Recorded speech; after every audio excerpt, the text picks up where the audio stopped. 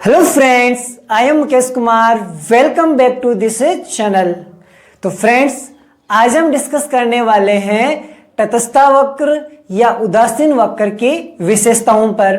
यदि आपने तटस्थ वक्र या फिर उदासीन वक्र किसे कहते हैं इसके अर्थ वाला वीडियो नहीं देखा है तो इस वीडियो के डिस्क्रिप्शन में मैंने उस वीडियो की लिंक दे रखी है, वहां पे जाके आप उस वीडियो को देख सकते हो।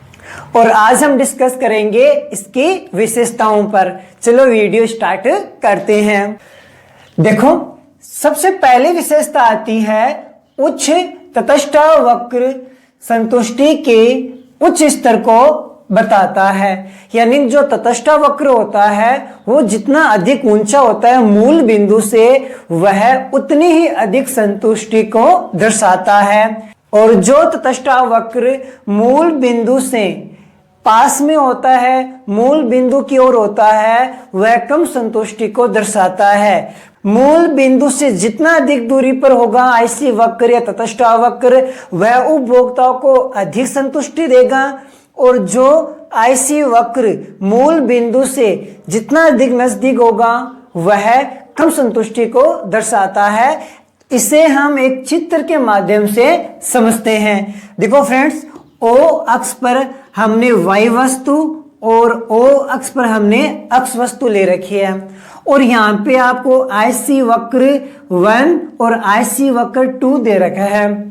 और हमें पता है ऐसी यानी कि तटस्थ वक्र के किसी भी बिंदु का संयोग ले लेते हैं तो हमें समान संतुष्टि प्राप्त होती है। अब मान लेते हैं कि IC1 पर जो A संयोग है, यहाँ पे अक्ष वस्तु की O अक्ष वस्तु व Y वस्तु की OY वस्तु का उपभोग उपभोक्ता करता है और उसे A नाम की संतुष्टि प्राप्त होती है। ये A संयोग दे रखा है। और जो IC वक्र 2 दे रखा है, O अक्ष तो समान वस्तु मिल रही है और Y वस्तु की OY1 का उपभोग कर रहा है। यानी जो दो IC वक्र दे रखा है, अक्ष वस्तु समान है जबकि Y वस्तु अलग अलग प्राप्त हो रही है। IC1 पर इतनी OY वस्तु प्राप्त हो रही है और IC2 पर O से Y1 की वस्तु प्राप्त हो रही है। यानी अक्ष वस्तु समान प्राप्त हो रही है जबकि IC1 पर जो Y वस्तु को उपभोग कर रहा है वो IC2 वक्र पर अधिक उपभोग कर रहा है। यानी जो IC वक्र मूल बिंदु से जितना अधिक दूरी पर है उपभोक्ता उतनी ज्यादा वस्तु का उपभोग कर रहा है। जो IC वक्र मूल बिंदु से नजदीक है उपभोक्ता उस वक्र पर कम वस्तु का उपभोग कर रहा है। यानी मान लेते हैं कि ये हमारी अक्ष पर तो कितनी वस्तु है, 10 वस्तु है और Y पर मान लीजिए ये 5 है और Y1 पर कितनी दे दी, 10 वस्तु। यानी यदि हम IC1 का प्रयोग करते हैं तो अक्ष की तो 10 वस्तु और Y की 5 वस्तु मिल रही है। और यदि हम IC2 की बात करें तो अक्ष की तो हमें 10 वस्तु ही मिल रही है जबकि Y की हमें मान लो कि 10 वस्तु मिल रही है। ये 5 है, ये 10 है और ये 10 वस्तु है। तो अब ये देखो कि यदि हम 10 वस्तु और 5 वस्तु का उपभोग करेंगे तो ज्यादा संतुष्टि मिलेगी या फिर 10 और 10 वस्तु का उपभोग करने पर ज्यादा संतुष्टि मिलती है। हमें पता है कि जिस वस्तु की जितनी अधिक इकाई का उपभोग करेंगे हमें ज्यादा संतुष्टि मिलती है। ये दोनों तो क्या है, 10-10 इकाई है जबकि यहाँ पर 5 है, यहाँ पर कितनी है, 10 इकाई है। तो 5 की तुलना में 10 वस्तु का उपभोग करेंगे तो ज्यादा संतुष्टि मिलेगी। यानी कि इसका अर्थ ये हुआ जो IC वक्र मूल बिंदु से जितना अधिक होगा हमें उतनी ज्यादा संतुष्टि प्राप्त होती है क्योंकि ज्यादा वस्तु को उपभोग कर पाते हैं। जो IC वक्र मूल बिंदु के सबसे नजदीक होता है वहां पर कम वस्तु उपभोग करेंगे, इसलिए हमें कम संतुष्टि प्राप्त होती है। अतः स्पष्ट है IC वक्र जो ऊंचा होता है वहां संतुष्टि अधिक मिलती हैं। जो आईसी वक्र नीचे होता है वह कम संतुष्टि दर्शाता है। तो आई होप ये हमारी जो पहली विशेषता है एकदम क्लियर हो गई है। अब चलते हैं नेक्स्ट विशेषता यानी कि सेकंड नंबर पे। दो तटस्थ वक्र कभी एक दूसरे को नहीं काटते हैं। तटस्थ वक्र की या उदासीन वक्र की ये दूसरी विशेषता है कि कभी भी आईसी वक्र एक दूसरे को प्रतिच्छेद नहीं करते हैं। यदि दो आईसी वक्र एक दूसरे को प्रतिच्छेद करते हैं तो कभी भी समान संतुष्टि प्रदान नहीं करेंगे। तो देखो इससे हम एक चित्र के द्वारा समझते हैं। यहां पे अक्ष वस्तु और यहां पे मान लीजिए कि y वस्तु हमें दे रखी है और दो यहां पे तटस्थ वक्र है। एक को हमने IC1 दूसरे को हमने IC2 नाम दिया है और हमें यह पता है IC वक्र के किसी भी संयोग पर हम अध्ययन कर ले हमें समान संतुष्टि प्राप्त होती है। हम पहले बात करते हैं IC1 की। IC1 पर दो संयोग दे रखा है, एक तो अम और एक दे रखा है आर। दोनों संयोग पर उपभोक्ता को समान संतुष्टि मिलती है, ये हमने पढ़ा हुआ है। यानी कि M बराबर R, ये हमारी समीकरण क्या हो जाएगी? एक। क्योंकि जो संतुष्टि उपभोक्ता को आर बिंदु पे मिलती है वही किस में मिलती है? M पर मिलती है, इसलिए हमने कह दिया कि M बराबर R। अब बात करते हैं आईसी वक्र 2 की।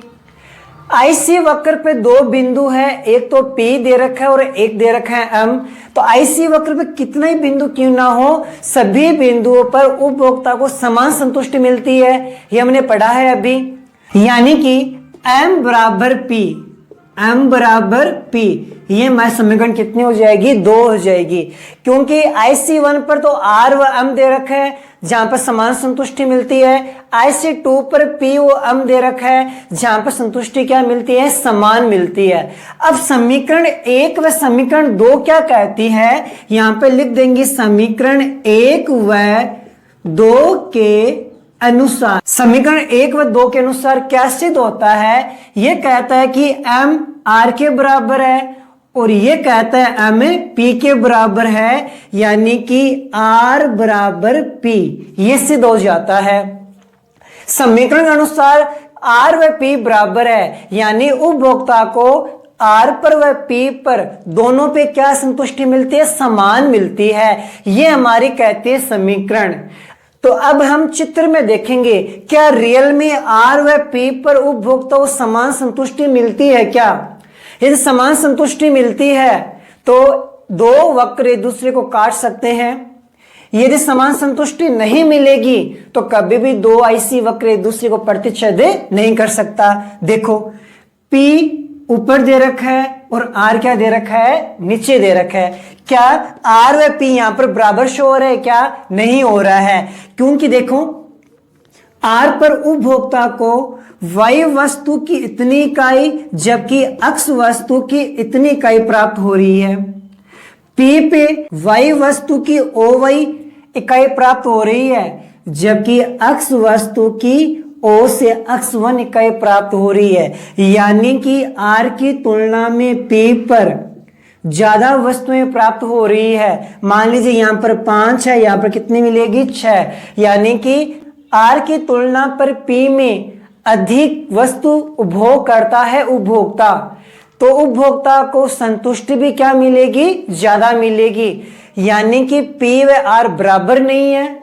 अतः कभी भी दो आईसी वक्र एक दूसरे को प्रतिच्छेद नहीं करते हैं, क्योंकि यहां पर तो दिखाया जा रहा है कि बराबर है जबकि रियल में बराबर नहीं है।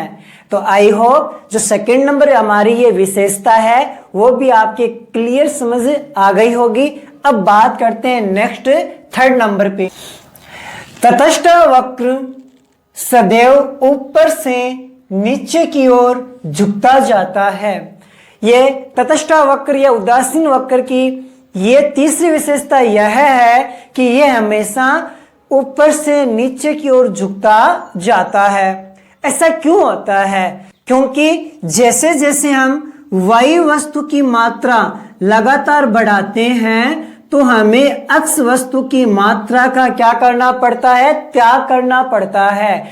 क्योंकि एक वस्तु की मात्रा बढ़ाने पर दूसरी वस्तु की मात्रा यदि नहीं घटाते हैं तो हमें समान संतुष्टि प्राप्त नहीं होती है। जबकि आईसी वक्र क्या दर्शाता है कि आईसी वक्र पे किसी भी संयोग पर हम ले लें, वहां पर उपभोक्ता को समान संतुष्टि प्राप्त होती है। इसलिए यदि एक वस्तु की मात्रा बढ़ाई जाती है तो यदि हमें संतुष्टि का स्तर समान रखना है तो दूसरी वस्तु की मात्रा का त्याग करना पड़ता है। जैसे मान लीजिए प्रारंभ के अंदर हमें अक्स वस्तु कितनी इकाई, वाई वस्तु कितनी इकाई प्राप्त कर रहे थे और हमें ए संयोग पर हमें अम संतुष्टि प्राप्त हो रही थी। यदि हम वाई वस्तु की मात्रा बढ़ाते हैं और संतुष्टि का स्तर हमें समान यानी अम रखना है तो हमें अक्स वस्तु की मात्रा का त्याग करना पड़ेगा। यानी वाई वस्तु इतनी बढ़ा देते हैं तो हमें अक्स वस्तु की इतनी मात्रा का हमें त्याग करना पड़ेगा। ये बी संयोग पर हमें समान संतुष्टि प्राप्त होती है। सी नंबर संयोग ले सकते हो, जहां पर वाई वस्तु बढ़ा दी हमने तो हमें अक्स वस्तु की मात्रा का हमने क्या कर दिया, त्याग कर दिया है। इसलिए आईसी वक्र के किसी भी संयोग पर हम अध्ययन कर लें, उपभोक्ता को समान संतुष्टि प्राप्त होती है और एक वस्तु की मात्रा बढ़ाने के लिए दूसरी वस्तु का त्याग करना पड़ता है। इसीलिए जो आईसी वक्र है ये हमेशा ऊपर से नीचे की ओर झुकता हुआ होता है। आई होप ये भी आपको अच्छे से समझ आया होगा। अब हम बात करते हैं नेक्स्ट विशेषता यानी कि 4th नंबर पे। तटस्थ वक्र हमेशा मूल बिंदु की ओर उन्नतोदर होता है। ये उदासीन वक्र या तटस्थ वक्र की नेक्स्ट विशेषता है कि ये हमेशा मूल बिंदु की ओर हमेशा क्या होता है, उन्नतोदर होता है। ऐसा क्यों होता है, हमने इसके अर्थ वाले वीडियो के अंदर हमने इस पर डिस्कस किया था कि जैसे जैसे एक वस्तु की मात्रा बढ़ाई जाती है वैसे वैसे दूसरी वस्तु की मात्रा का त्याग करना पड़ता है, क्योंकि हमें समान संतुष्टि के स्तर पर रहना है। और जब हम वाई वस्तु की मात्रा बढ़ाते हैं या फिर एक वस्तु की मात्रा बढ़ाते हैं, जो दूसरी वस्तु की मात्रा का त्याग किया जाता है उसका जो क्रम हमेशा क्या रहता है, घटते क्रम रहता है। इसे सीमांत प्रतिस्थापन दर कहते हैं। फॉर एग्जाम्पल मान लीजिए कि यहाँ पर आपको दे रखी है अक्स वस्तु, यहाँ पे दे रखी है वाई वस्तु। प्रारंभ में मान लीजिए कि हम 10 वस्तु अक्स की प्राप्त कर रहे थे, वाई की 100 वस्तु प्राप्त कर रहे थे और हमें संतुष्टि मिलती है अम। यदि हम अक्स वस्तु की मात्रा बढ़ा देते हैं, 20 कर देते हैं, तो वाई वस्तु की मात्रा का त्याग करना पड़ेगा। तो हम मान लेते हैं कि 40 का त्याग कर देते हैं और हम 60 इकाई प्राप्त करेंगे तो हमें अम संतुष्टि ही प्राप्त होती है। यदि हम वाई वस्तु की मात्रा बढ़ा देते हैं तो अक्स वस्तु की मात्रा घटा के हम कर देते हैं 30 इकाई। यदि अक्स वस्तु की मात्रा बढ़ा के 40 इकाई कर देते हैं तो वाई वस्तु की मात्रा घटा के हम कर देंगे 20 इकाई। यदि अक्स वस्तु की मात्रा बढ़ा के 50 इकाई कर देते हैं तो वाई वस्तु की 5 इकाई को भोग करेंगे। तो ये सभी संयोग पर हमें संतुष्टि क्या रहती है, समान। तो जो हम घटाने का जो क्रम है ना, ये कंटिन्यू क्या होती है, घटते क्रम। पहले 40 कम किया, फिर हमने 30 कम किया, फिर हमने 20 कम किया, फिर हमने 5 कम किया। ये जो घटते क्रम की वजह से हमारा जो ये आईसी वक्र है ये हमेशा मूल बिंदु की ओर क्या होता है, उन्नतोदर होता है। ये जो ढाल होता है इसको हम बोलते हैं उन्नतोदर। अब आपके दिमाग में ये बात आ रही होगी, जो हम वाई वस्तु की मात्रा घटा रहे हैं ये घटते क्रम में क्यों घटा रहे हैं। तो ये जानने के लिए आपको इस वीडियो के डिस्क्रिप्शन के अंदर मैंने तटस्थ वक्र का अर्थ वाला वीडियो की लिंक दे रखी है, उसमें जाके आप इसको अच्छे से समझ सकते हो, क्योंकि मैंने वहां पर फुल डिटेल से समझाया है।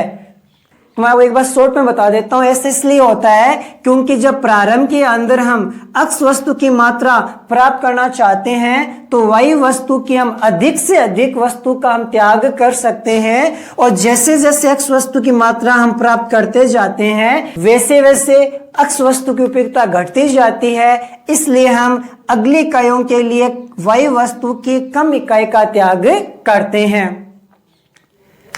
आई होप फ्रेंड्स कि तटस्थ वक्र की जो विशेषताएं हैं आपको अच्छे से समझ आई हैं। यदि आपको वीडियो पसंद आए तो वीडियो को लाइक करना है, शेयर करना है और चैनल को सब्सक्राइब करना है। तो मिलते हैं अगली वीडियो के अंदर।